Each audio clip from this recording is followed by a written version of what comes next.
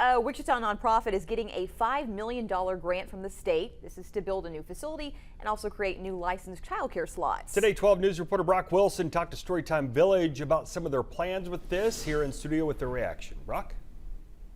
Yeah, Mike, for years, Storytime Village has been forced to operate out of temporary workspaces, having to go out into the community to reach people. But thanks to a $5 million grant from the state, they'll be able to open a new literacy center that will allow the community to come to them.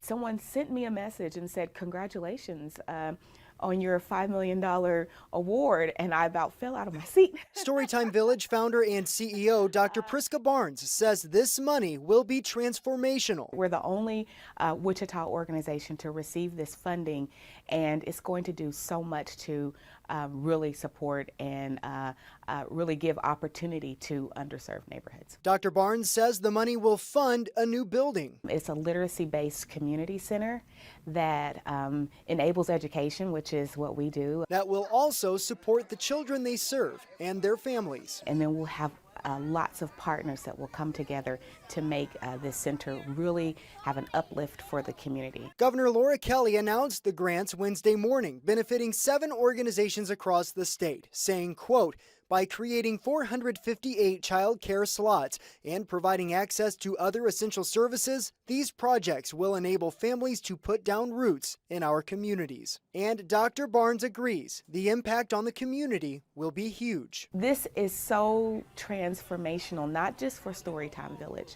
but what we are going to be able to do, locking arms with the community, how we are going to be able to serve the community so well because we have been awarded this opportunity.